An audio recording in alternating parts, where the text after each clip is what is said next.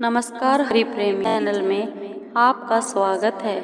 हरि प्रेमियों, कैसे हैं आप? उम्मीद है आप सब अच्छे होंगे।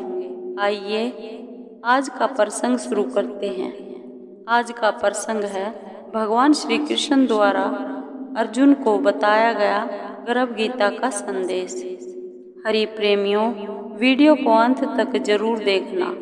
अगर आप चैनल पर नए हैं तो प्लीज़ सब्सक्राइब करें और बेल आइकॉन जरूर दबाएं ताकि आप तक सारे नोटिफिकेशन पहुंचते रहे। हरि प्रेमियों, आइए जानते हैं। गर्भ गीता बहुत ही अनोखा ग्रंथ है। इसमें संपूर्ण ज्ञान समाहित है। श्री कृष्ण भगवान जी का वचन है कि जो प्राणी इस गर्भ गीता का सद्भावना से विचार मनन करता है वह फिर गर्भवास में नहीं आता है। उसे जीवन मरण के चक्कर से छुटकारा मिल जाता है।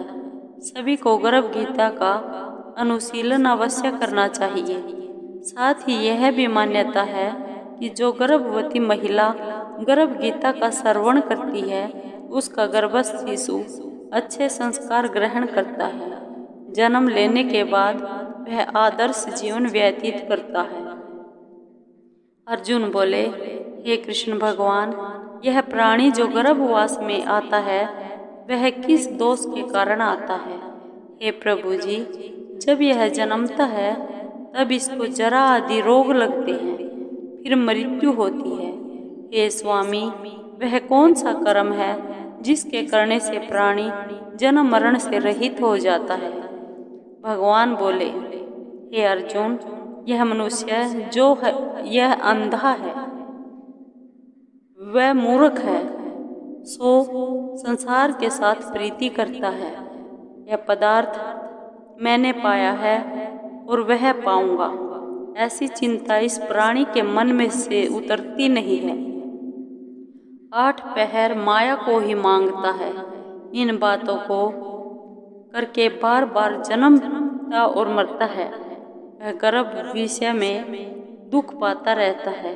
अर्जुन बोले, हे श्री कृष्ण भगवान, यह मन मदमस्त हाथी की भांति है।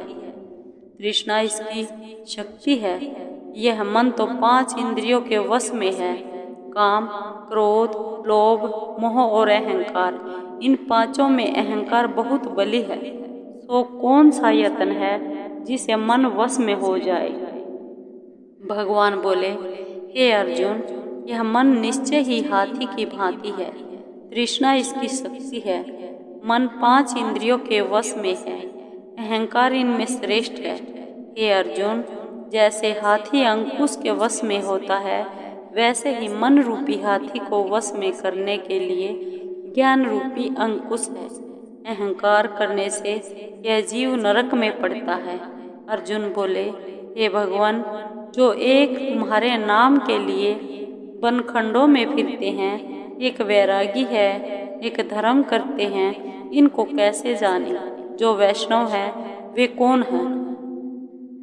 भगवान बोले, हे अर्जुन, एक वे हैं जो मेरे ही नाम के लिए वनों में फिरते हैं, वे सन्यासी कहलाते हैं। एक वे हैं जो सिर पर जटा बांधते हैं और अंग पर भस्म लगाते हैं।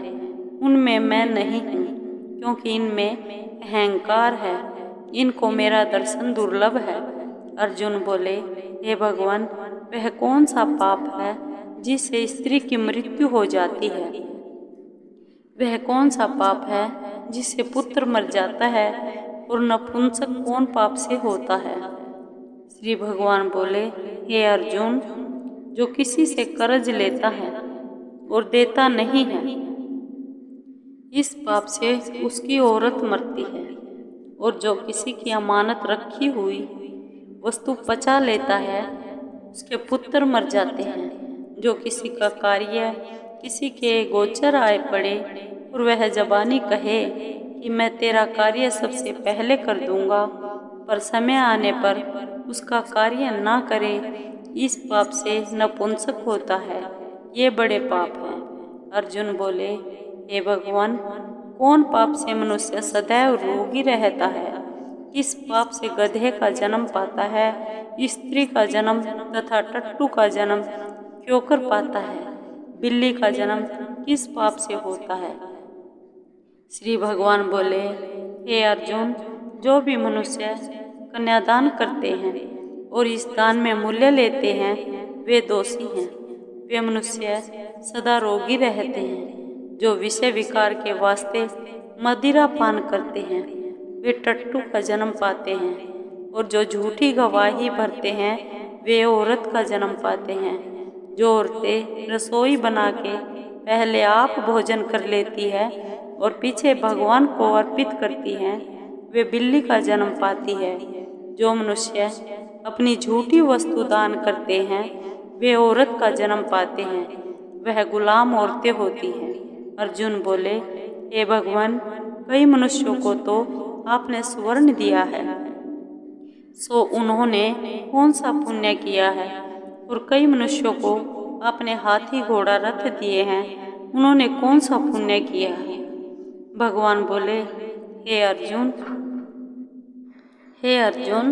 जिन्होंने स्वर्ण दान किया है उनको घोड़े वाहन मिलते हैं।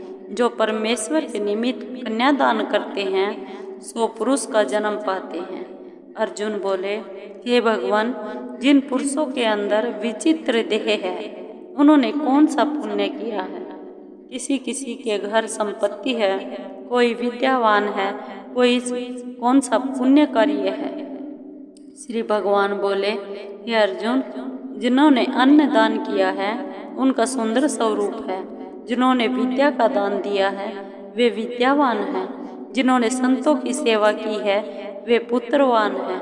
अर्जुन बोले, हे भगवान, किसी को धन से प्रीति है, कोई स्त्रियों से प्रीति करते हैं, इसका क्या कारण है, समझा कर कहिए। श्री भगवान बोले, हे अर्जुन, धन और स्त्री सब नाश रूप है, मेरी भक्ति का नाश नहीं है। अर्जुन बोले, हे भगवान, यह राजपाट किस धर्म के कारण मिलता है, विद्या कौन सा धर्म करने से मिलती है। श्री भगवान बोले, हे अर्जुन, जो प्राणी काशी में निष्काम भक्ति से तप करते हुए देह त्यागते हैं वे राजा होते हैं, और जो गुरु की सेवा करते हैं वे विद्यावान होते हैं। अर्जुन बोले, हे भगवान, किसी को धन अचानक बिना किसी परिश्रम से मिलता है, सो उन्होंने कौन सा पुण्य कार्य किया है। श्री भगवान बोले, हे अर्जुन, जिन्होंने गुप्त दान किया है उनको धन अचानक मिलता है। जिसने परमेश्वर का कार्य और पराया कार्य संवारा है वे मनुष्य रोग से रहित होते हैं।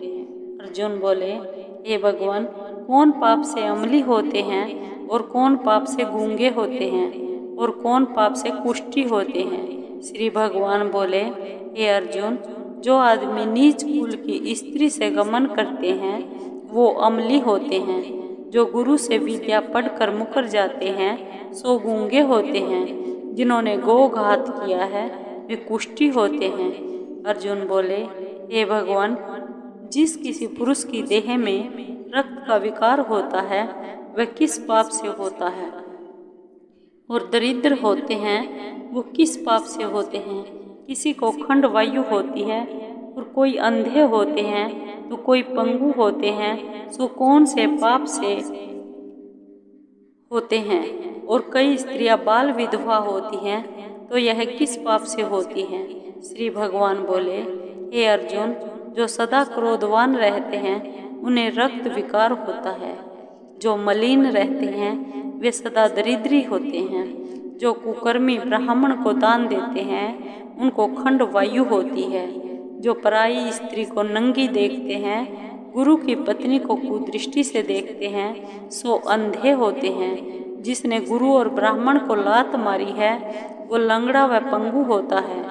जो औरत अपने पति को छोड़कर पराये पुरुषों से संग करती है सो वह बाल विधवा होती है। अर्जुन बोले, हे भगवान, तुम पर ब्रह्म हो, तुमको नमस्कार है। पहले मैं आपको संबंधी जानता था परंतु अब मैं ईश्वर रूप जानता हूँ। हे पर ब्रह्म, गुरु दीक्षा कैसी होती है सो कृपा कर मुझको कहो। श्री भगवान बोले, हे अर्जुन, तुम धन्य हो। तुम्हारे माता पिता भी धन्य हैं जिनके तुम जैसा पुत्र है। हे अर्जुन, सारे संसार के गुरु जगन्नाथ हैं।